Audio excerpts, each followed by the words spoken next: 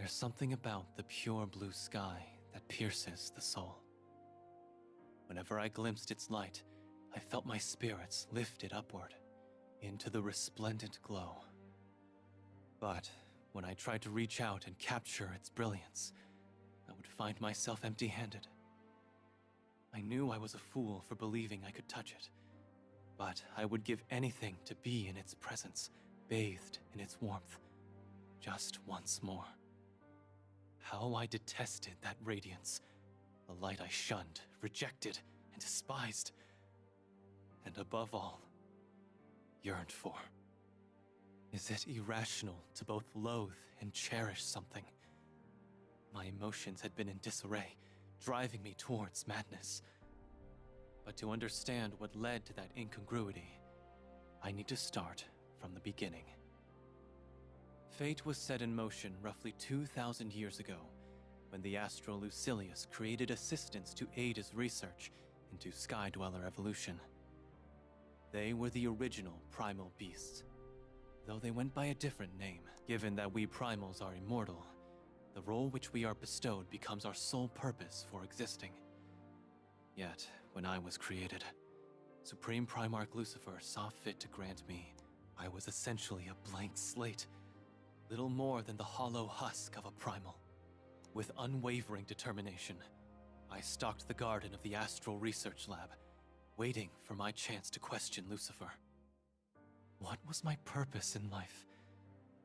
Only he had the answer I desperately sought. With each passing moment, the whirling tempest of inferiority and doubt within my mind grew fiercer. As my disillusionment deepened, I came to view the Supreme Primarch as my only salvation. His wisdom, his skill, and even his poise. Everything about him was sublime. It was only fitting that he was beloved by all. I was convinced there was no other being as perfect as him. Indeed, he was the light that illuminated the world. And thus, I endeavored to prove that I could be of use to him. The only way I could pull my weight was to secure a role for myself. It became an obsession. I was but a tender hatchling, pestering its parent for nourishment. If only I had been more careful of what I wished for. One day, I finally learned the truth of my purpose, and it destroyed me. I wouldn't go so far to say I was eavesdropping, more like I happened to be within earshot of a conversation between Lucilius and Lucifer. From this innocuous meeting, a spare. I was Lucifer's spare. A temporary stand-in for the Supreme Primarch, should circumstances go awry.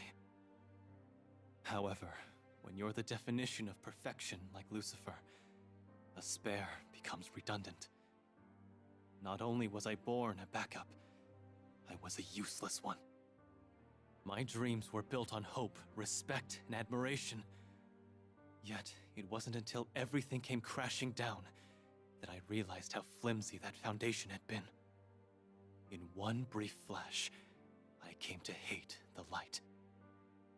Much time passed after that shocking revelation, though little of note occurred.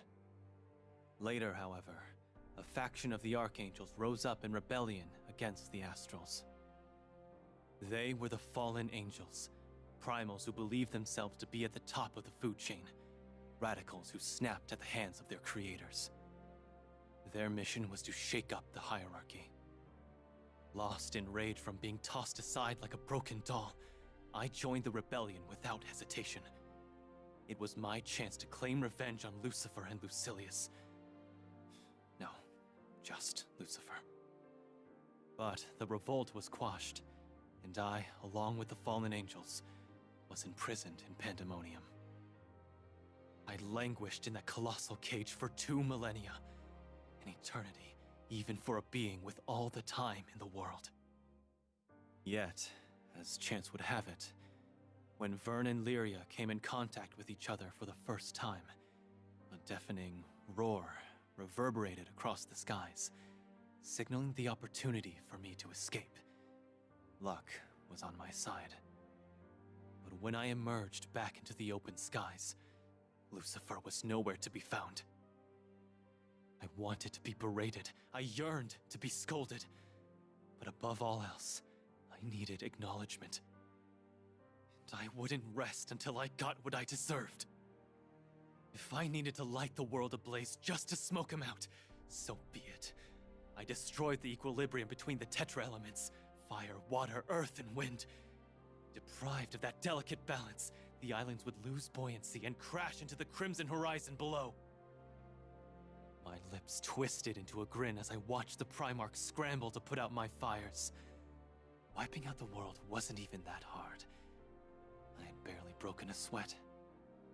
I shed no tears for the ruin of the skies. My focus was exhausted, suffocated by the stranglehold Lucifer kept on my heart. Darkness had conquered my judgment to the point where not even his light could mollify me.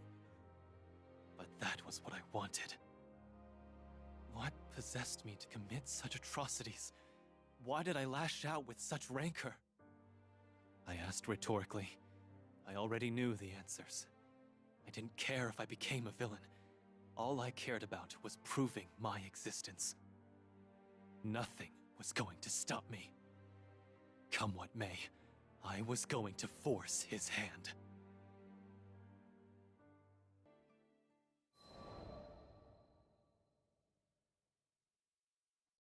I chose to believe there was a method to my madness. To be punished for my crimes would validate my birth. Leaving behind a wake of destruction was my way of crying out for attention. No matter how foolish an act it was, nothing could have stopped me. There was only one way to soothe my tortured soul. All I needed was for one person to admit that I mattered, to tell me I belonged in this world. In the end, it was the captain and crew who thwarted my realm-raising intentions. My plan to sow havoc and turmoil in the skies by releasing the fallen angels from Pandemonium never stood a chance. Perhaps I should have seen my failure coming. Nothing got past Lucifer. His stringent vigil over Pandemonium prevented the sky's impending doom. He appeared before me in my time of defeat. Every pent-up emotion inside of me, excess baggage accumulated over the past 2,000 years, erupted all at once. Grief from feeling worthless, misery from being ignored, despair from everlasting rejection. Everything that had transpired was his fault. Hate me, destroy me, punish me, I begged. But Lucifer did not see fit to play my game. Instead, he accepted full responsibility for my crimes. No, it wasn't supposed to end that way. I wasn't interested in clemency. I sought to beget calamity in order to be struck down by the Supreme Primarch's own hand. Were he to forgive my transgressions, my hatred for the light over these past centuries would have been for naught. To my dismay, the punishment I desired never came. Lucifer sealed me within the gentle warmth of his core, where I succumbed to a deep sleep. I found myself in a place where time ceased to flow. It was the perfect cloister, where I had nothing but my thoughts to keep me company. Then one day, Lyria came to see me. She fought to make me see reason, drawing examples from her own life experiences. The girl spoke of grappling with personal inadequacies. She hadn't known what her purpose in life was, or even who she was. But despite those hurdles, she eventually found a place to call home. Likewise, she believed it wasn't too late for me to discover my true self. Could Lucifer and I actually come to understand one another someday? It was a tempting thought, one that caused cracks to form in my rigid facade. Perhaps I had misunderstood Lucifer all along. The stronger the light, the darker the shadow. When one is faced with such dazzling brightness, the only escape is to look away. Could it be that I was being bathed in his light all this time? The walls of my confines melted away, and I was transported to a shrine in Canaan. I could feel Lucifer's presence close by. Faint though it was, I followed his aura until I finally found him. Or at least, what was left of him. His head lay on the ground, devoid of a vessel to bear it. Despite the loss of his senses, he seemed to comprehend that someone was present. Please. I have a message for the ears of one named Sandalphon. I leave my power and the position of Supreme Primarch to him. Even in his dismembered state, his mind lingered on the Sky Realm. It's no wonder he irritated me so. He always did as he pleased. Consequences to others be damned. The skies! All you ever talk about is this worthless realm!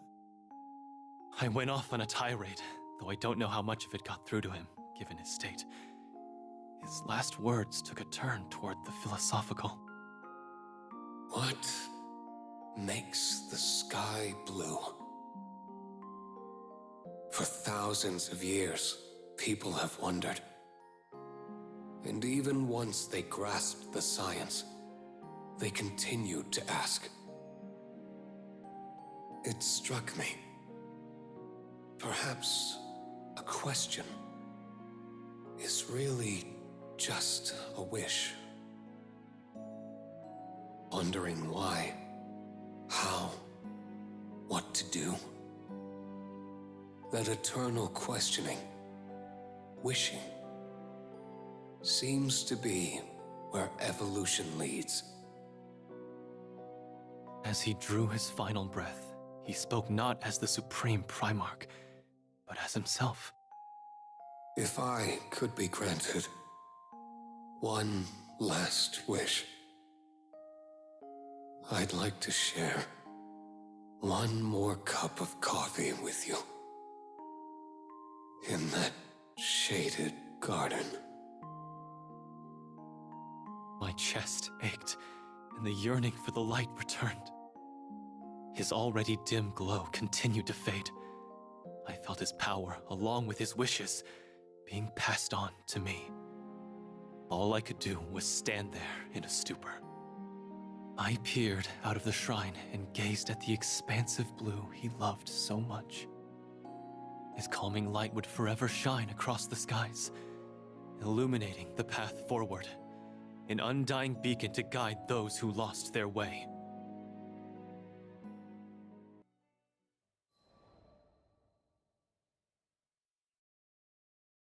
Disaster never seems to sleep.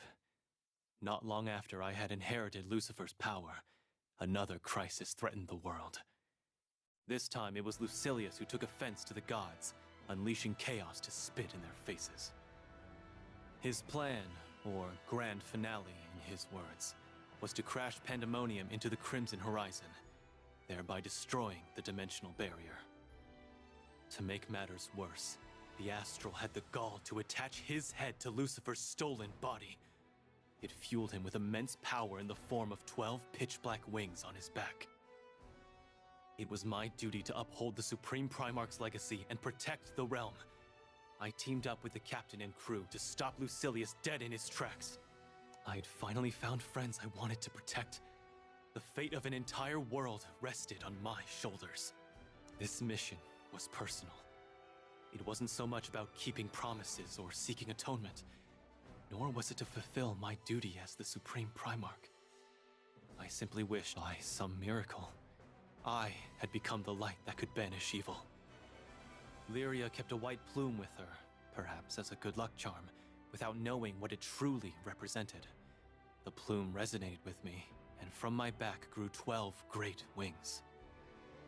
2 were my own, followed by 6 bestowed by the Supreme Primarch. The other Primarchs contributed the final 4, 1 from each respective owner. With the weight of everyone's faith borne upon my wings, we defeated Lucilius, the Sky Realm's greatest threat, once and for all. A saga spanning 2 millennia had at last come to an end. It wasn't until some days later, as I stood on the deck of the soaring Grand Cipher, that I would have the chance to reflect on the immediate aftermath of our duel with Lucilius. After the Astral's downfall, a dimensional rift opened and began pulling Lyria in. I remembered the wind roaring in my ears as I flew to rescue her. The next thing I knew, I awoke in a place without time. I seemed to have returned back to the garden at the research lab, or some sort of recreation of it at least. A figure walked up to me and reached out a hand. It was Lucifer. Was I dreaming? Was this merely an illusion? We sat in the serene garden, sipping coffee and waxing nostalgic about events that took place 20-odd centuries ago. I couldn't stop my thoughts from spilling out. There were so many things to apologize for, so much gratitude to be expressed. And that's not to mention the myriad questions I felt compelled to ask. I reiterated my commitment to act as the new Supreme Primarch. And before long, the moment of our parting had arrived. In the past, I always had to watch him leave. But now, it was his turn to see me off. I had to be strong, for his sake. It was time to bid farewell to the eternal light of my adoration. I put forth my best smile. Till next time.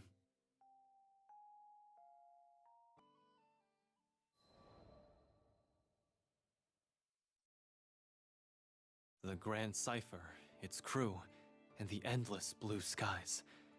I never would have imagined myself posing for a painting against such a backdrop. But there I was, on the docks of Folka, standing beside my fellow models, Lyria, Vern, Id, and the captain. How did I get roped into this, you might be asking? Well, I can assure you I didn't volunteer. You see, it began a few days prior while I was perusing the wares of the Knick-Knack Shack. There, slightly hidden in the back, a painting had caught my eye. What drew my attention to the piece wasn't the scenic rendition of Folka, but rather the hue that stained the sky. It looked distorted. I felt with Sierra Carte acting as an intermediary, the artist agreed to field my questions. In exchange, I and a select few would have to pose for a new piece. According to Id, the latest of the crew's allies, modeling. But returning to the topic at hand, once the portrait session concluded, I asked her to elaborate on the meaning behind her choice of colors. Well, I'm not sure if I can explain it without sounding insane. Every time I look at the skies these days, it sort of feels blue. In other words, she saw deterioration in the sky's health. I don't know. I'm probably the only one who sees it that way. Maybe it's all in my head, but something... Such sharp perception. Perhaps this is what sky dwellers call artist's intuition. If the health of the sky is in actual decline, an examination of the wind element may help us locate any symptoms. Even the tiniest, most imperceptible change can balloon to catastrophic proportions. At worst, it could lead to the complete destabilization of the tetra elements. To ignore warning signs, no matter how trifling, was a recipe for disaster. Wind element. Wind element. Oh, Furican might know something. Let me ask. Lyria closed her eyes and beseeched the primal to appear. We waited to no avail. Huh? That's weird. Furican isn't responding to me. According to Lyria, she'd spoken to the primal as little as a few days ago. Given the primal's newfound silence, it did seem as if something was wrong. I don't like where this is going. I think this calls for a trip to the old mines. The captain nodded in agreement. As far as I'm aware, Tempeal's recovery has been trouble-free. Let's hope this is just a fluke. The only way to know for certain was to see it for ourselves. We quickly boarded the Grand Cipher and departed for Tempeal to hunt for clues. Peace had barely returned to Zega Grande Skydom, and now chaos was already brewing once more. The knots in my stomach grew tighter by the minute.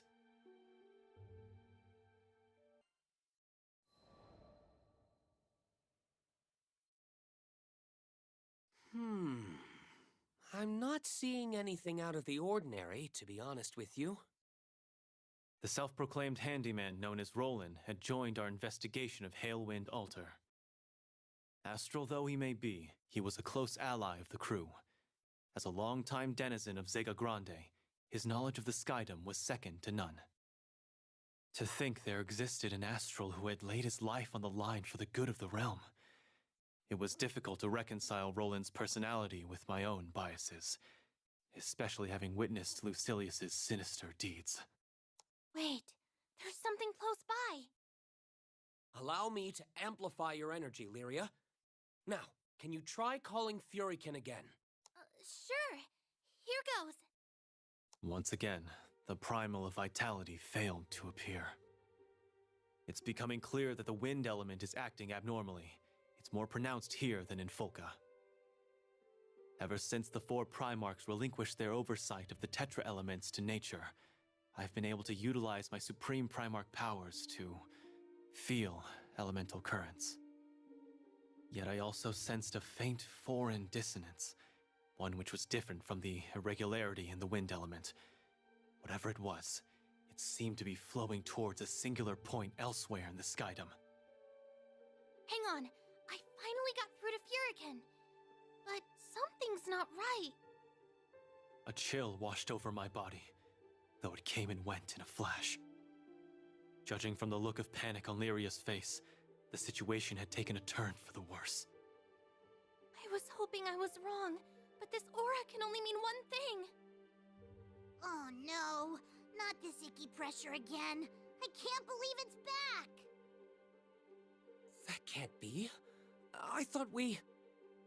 Here it comes! A turbulent gale nearly launched us off our feet. Squinting through the howling wind, I saw the unmistakable silhouette of a primal beast rearing up on its hind legs. It appeared force was our only option. You give us no choice. We shall make you see reason. I hate to say it, but Angramanyu still paying Take your choice. I'm so sorry, Furykin. Even after we beat Angramanyu, your pain never completely went away. We'll find a solution later. First, let us concentrate on subduing this beast. Furykin...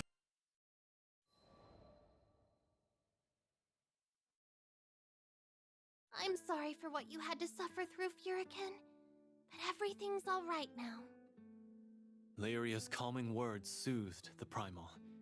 Now that Furykin was freed from its shackles, it dissipated quietly into the air, as did the projection of Angramanyu. We could only hope that we had seen the last of Furykin's fitful outbursts. Lilith, you still haven't loosened your grip on this skydom, have you? The infamous Angramanyu was not what I had expected. Hearing about it was one thing. Being in its unsettling presence was something else entirely. I still don't get it, though. Why'd old Gusty wait until now to start kicking up a storm? I mean, Furykin could have caused some serious damage already if it really wanted to. I have my guesses. You see, during my old research days, we Astrals delved into the concept of emotional intelligence. The primal beasts of Destino-Granblue formed pacts with the islands to serve as their guardians. It had been Roland who convinced the masses to worship these primals as primeval gods. Instilled with the people's faith, the primal's influence over the environment expanded significantly. Avia's treachery was responsible for Tempeal's misfortunes, resulting in a loss of faith in Furykin. As that confidence waned, it was only a matter of time before the primal beast went berserk. With that being said, this change is too rapid. Furykin is consuming too much power. Having lived in Destino-Granblue for so long, Roland knew an irregularity when he saw one. All we could posit for certain was that the stagnating faith in Furykin was weakening the wind element. Was it simply a case of lost confidence? I had a nagging suspicion there was more to the puzzle. So if we don't restore that faith, things won't go back to the way they were. Yes, that is the natural conclusion. I'm afraid swaying hearts will be easier said than done considering the damage Furykin has caused. But as they say, time heals all wounds. Such optimism. Though his reasoning had merit, I did not believe we could leave fate in the hands of an old adage alone. May I interject? What's wrong? You sound kinda serious. As far as Grande is concerned, Furican is the next closest thing to the wind element itself. If Furican's power drops, the wind element would consequently weaken.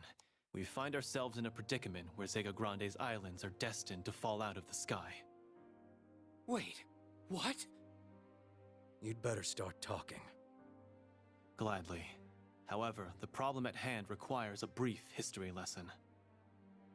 And so, I recounted how the islands of Fantagrande nearly fell into the Crimson Horizon. All because I had disrupted the equilibrium of the Tetra elements. Fire, water, earth, and wind. Island buoyancy is predicated on the delicate balance between those four. I was convinced this loss of buoyancy had made its way to Grande, though I couldn't place the origin of the dissonance I felt. It was too faint and hard to trace, like trying to detect a grain. The process could take as long as a century or as little as a year. Either way, it had begun. The clock was ticking. A collapse of the balance between elements. Interesting. I hadn't thought of that. So, just because the Islanders don't believe in Furican anymore, the wind is weakening, and someday the island will drop out of the sky? More or less. I can't sense the elements at all. How are we to rectify something we can't detect? Maintaining the balance was paramount. A single loose thread could cause everything to rip at the seams. Restoring faith in the primal beasts, who represent their respective elements, should, in theory, stabilize the equilibrium. I presented my idea to Roland, and he agreed. You make a sound point. Right then. Leave it to Mr. Fix-It. My experience with mending relationships shall not go to waste. I'll have a talk with everyone in Einstedo. Roland had the trust of the townspeople, so the wind element was in capable hands. That left 3 elements unaccounted for.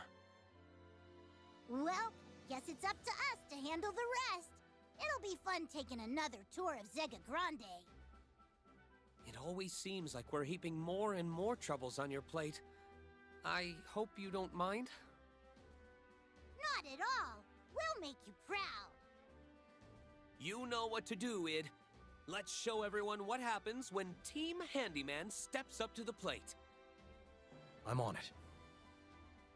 With a strategy in place, we set off for the next island. A daunting task rested on our shoulders. We needed to rebuild the people's trust and faith. But I believed in the potential of Sky Dwellers, and I was finally a light who could guide them.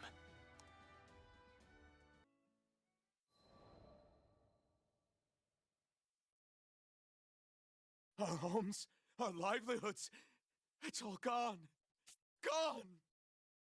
We paid a visit to an old monastery on Lotania Island. Rather than a warm welcome, we were greeted by a man stricken.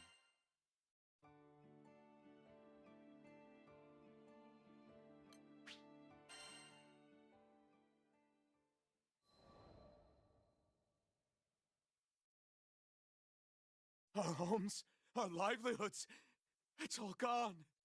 Gone! We paid a visit to an old monastery on Lotania Island. Rather than a warm welcome, we were greeted by a man stricken with grief. Try as I might, my questioning was met only with lament. It is a pleasure to see you all again. Though I am loath to admit we cannot offer much in the way of hospitality at the moment. Historiath, a woman who had played a vital role in bringing down Angra Mainyu, bowed to us with solemn grace. You chose an inopportune time to visit. A section of permasnow inconceivably thawed, resulting in horrific flooding. We have our hands full with the evacuation efforts. That explained the flock of distraught individuals milling about. Historiath and her attendants from Milo's monastery had done a remarkable job preventing casualties. A dramatic climate shift is certainly to blame for the unexpected thaw. However, the root cause was surely tied to a deviation of the water element. But there were more important things to worry about. For now, I brushed it aside in favor of helping the islanders. This news doesn't appear to faze you. Is there perhaps something I should know? I explained how faith in the primeval gods was connected to the state of the elements. The overseer closed her eyes, as if weighing the options available to her. Does this mean we'll have to fight Managarmer? That is ultimately not up to me. I would rather use force as a last resort, even though it seemed inevitable. Furikin's frenzied outburst could have been the exception, but perhaps that was just wishful thinking. These people were reaching their breaking points. To assault a god, a being meant to be revered, seemed counterproductive considering the state of morale. Given that our esteemed primeval god governs sequestration, resealing it behind the doors of Tradam's sanctum may return some semblance of faith. That could, in a manner of speaking, reset the island to its original state. A primeval god locked behind a door would elevate the divine being's mystique, thereby inspiring reverence amongst its worshippers. It was worth a try. Couldn't be any worse than allowing the climate shift to ravage the island. O primeval god of Belfrost's dominion, by your grace, shut the gate of seclusion! The sanctum doors shuddered and drew to a close. As they clicked shut, a wolf-like howl echoed from within the inner chambers. The evacuees raised their heads, soaking in the sonorous timbre with sighs of relief. To my surprise, the snowfall grew slightly heavier. I hadn't expected such a quick turnaround. It seems Managarmer's divinity thrives when placed in seclusion. The clouds over Lotania grew thicker and banished the sun's rays from its domain. Soon, the sacred mountain was back in the loving embrace of ice and frost. If the brutal cold is what its tenants cried out for, then who was I to judge?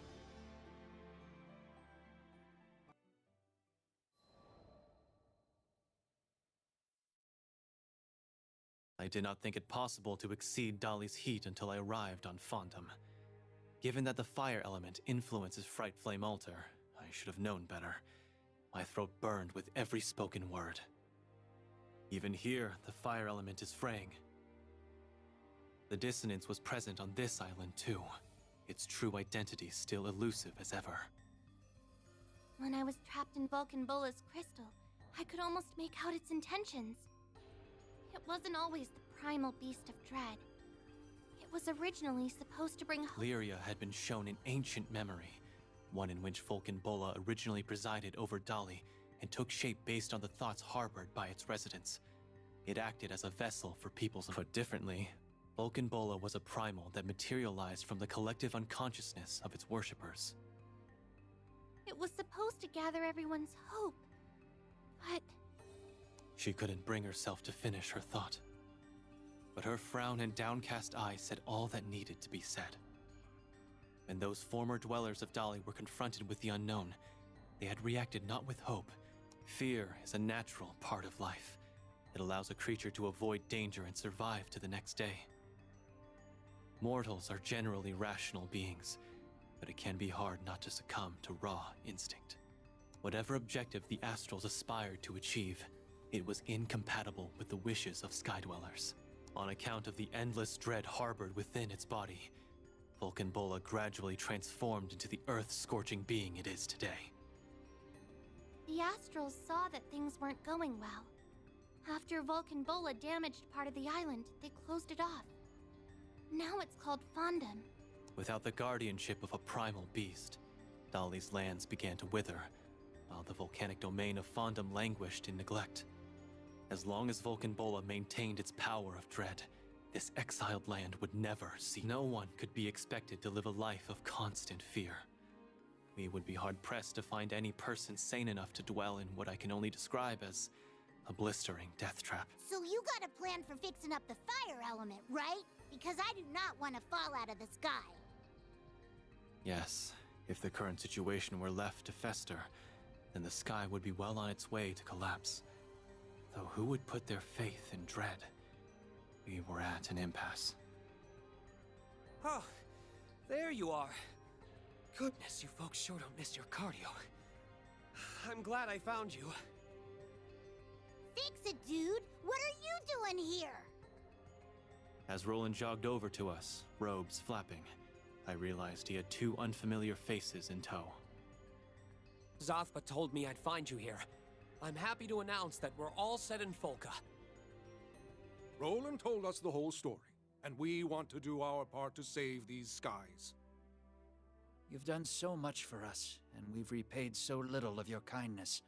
As representatives of Seed Hollow, we're here to offer our full assistance. Roland had held a forum with the peoples of Folka and Seed Hollow. After much deliberation, they decided to establish an observatory on Fondom. By exposing people to the real Vulcanbola, I think its dreadful reputation, forgive the pun, will gradually change for the better. In addition to monitoring the primal, the observatory would become the destination for regular pilgrimages. The prayers offered would, hopefully, rehabilitate Vulcanbola's image over time. We were humbled by your efforts to protect our homes, so we knew we had to step it up too. Our resources are your resources. Whatever happens, rest assured our forces will defend the citizens with their lives. It was evident that the resolve of these Sky Dwellers was strong, thanks in no small part to the captain's inspiration. These mortals didn't need my meddling. The future of Zeka Grande was in good hands. Unfortunately, I have another bit of news to share. In fact, I was hoping I could count— Roland's smile vanished, and a steely gaze took its place. A scouting team from Seed Hollow filed several reports about a strange phenomenon they experienced while investigating the Pillar of Vayoi. They claimed to have heard a voice. My body suddenly went numb with apprehension. It was as if I had returned to the research lab, reliving the moment when I heard Lucilius call me a spare. It was Lilith's. No one moved. No one dared to breathe. If I hadn't known better, I would have sworn time itself had stopped. That's impossible. She can't be alive. Not after what we— The astral named Lilith should be long at the bottom of the skies. Or so I was told. How could she have survived? We fly. Now. The Grand Cipher lifted off with a complement of stupefied passengers. As we pulled away from Fondom's blood-red skies, the clouds seemed to part into a sneering grin.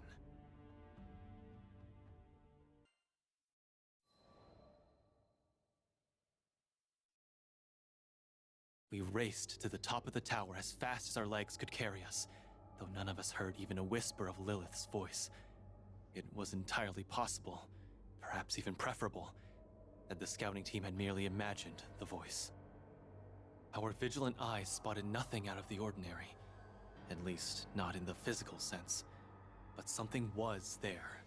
I could feel it. It finally dawned on me. The trickles of dissonance I had felt on each of the 4 islands we visited were congregating at this location.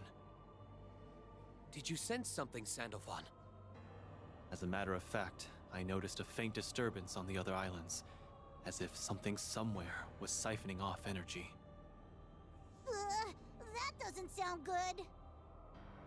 According to Roland and the captain, the phenomenon I described was strikingly similar to the way Lilith raised Vayoi. Vayoi was an amalgamation of debris and primal crystals absorbed from across Zeka Grande. Why was history repeating itself? Now that you mention it, I think I sense Angra Mainyu. Its projected body disappeared when Lilith fused with it, but maybe its real one is still out there. You mean to suggest we defeated a mere spare of Angra Mainyu? A mere spare. Even if it wasn't the primal's true form, I could not believe Lilith would risk such a fusion.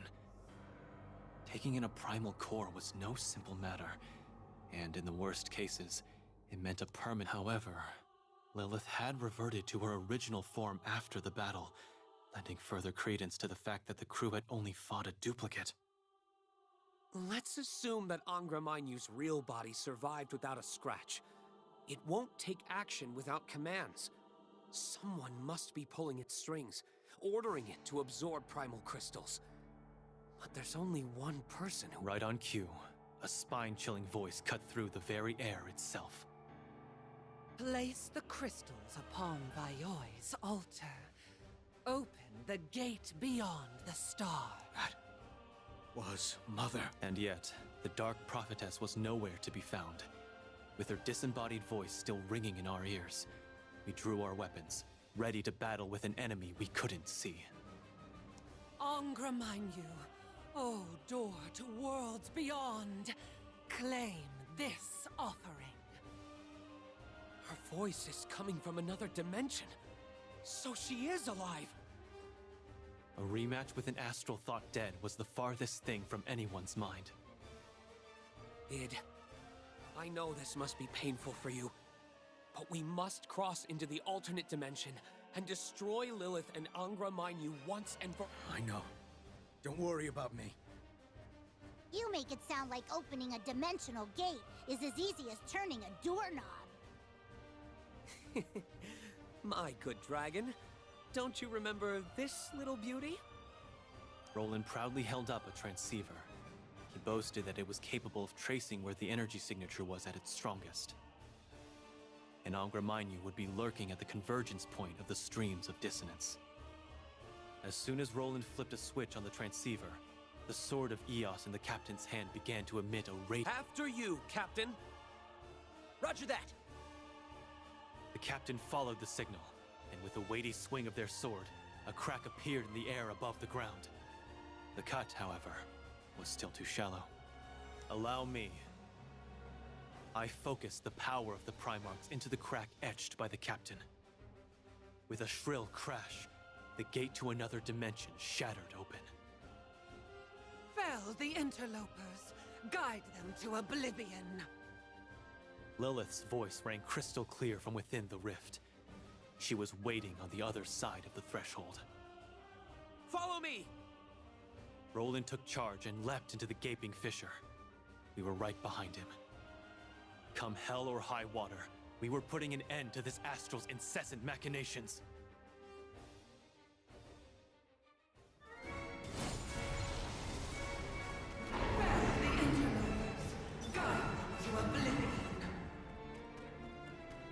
I hear Lilith, but she's nowhere to be found. We can leave her be for now. Focus on the colossal primal in front of us! You'd hear it! Show yourself, Mother. Stop hiding! Run through the fray! I'll support you! Let us prepare for the next fight. She repeating herself over and over. This is absurd. Now I see what this is all about. Rest in peace. Farewell, Lilith. It's finally over.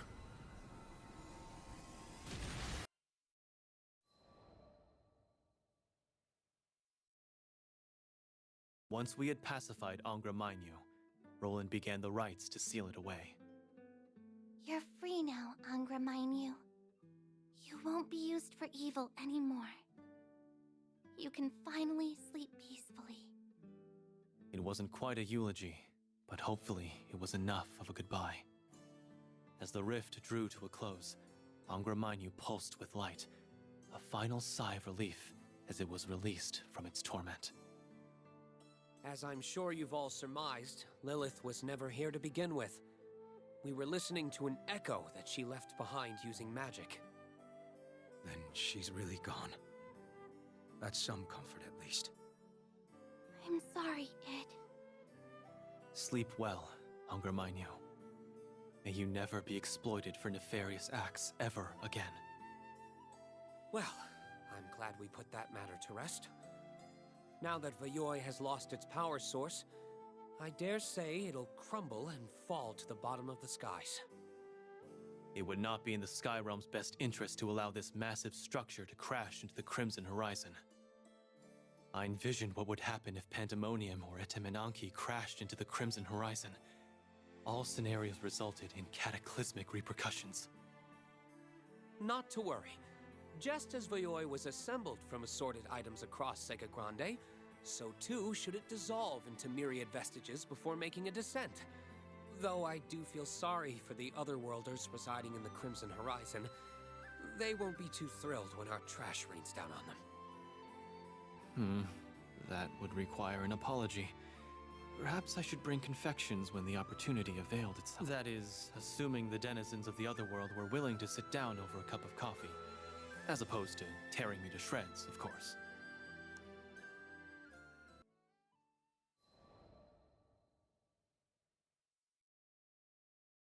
In the wake of our element-stabilizing endeavors, I flew high into Zegagrande's atmosphere to better evaluate the elemental health of the skydom.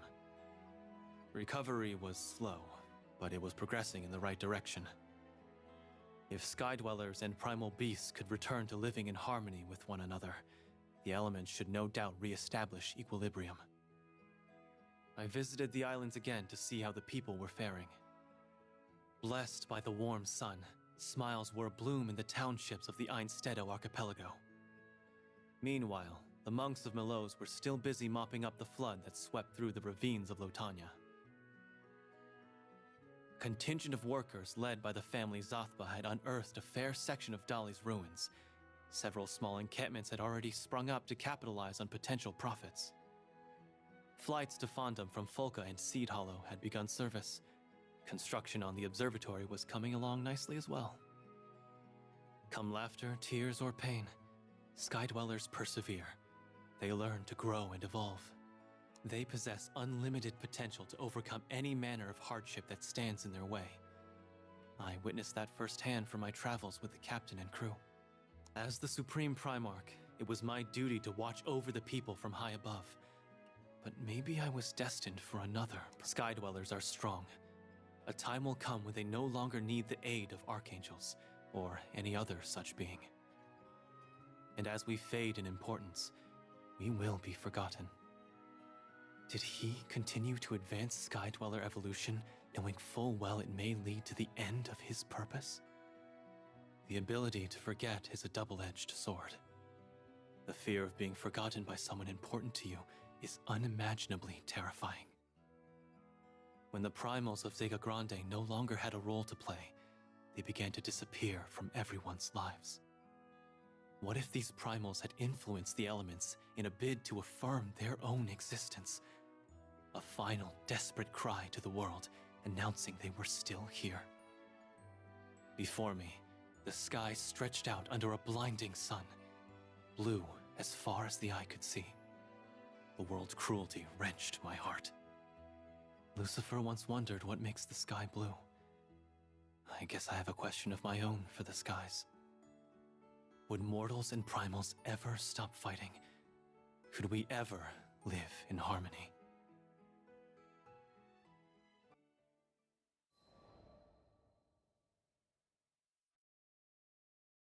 Oh, am I a bit early? The portrait we posed for on the docks of Folka was complete, so I had plans to meet the others at the church to collect it. However, its humble halls were empty. It would seem my fellow crewmates were comfortable with being fashionably late. Don't get the wrong idea. I have absolutely no interest in vanity.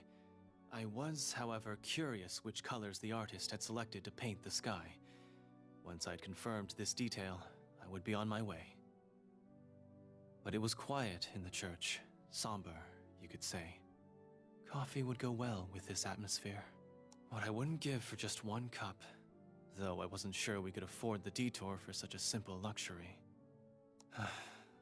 They're late. I'd grown used to waiting on mortals. There was nothing to do except figure out the best way to pass the time. I could reanalyze our previous battle with Angramainu, or... Sleepyhead! Was someone calling me? Rise and shine, Sleepyhead! I was groggy coming out of my accidental nap, but my ears were in working order. A cacophony of voices made sure of that. Heard you're a coffee fiend, so I brought you my famous Zathba blend. Stuff'll knock your socks off. You failed to mention it was brewed with natural water melted from the purest snow of Lotania. I dare you to find a fresher source. Sandalphon, my boy, how do you feel about sponge cake? Try some of Seed Hollow's finest flower wine. Go on, take a swig straight from... All right. Let the poor guy get his bearings, everyone. He did just wake up. Somebody's popular. What had I done to deserve this? Think, Sandalphon. First you came to the church to receive a painting, and then... You had no idea so many people wanted to come thank you, right? No wonder you're surprised.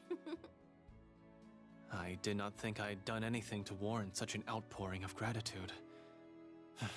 The children of man fuss over everything. Look at it this way.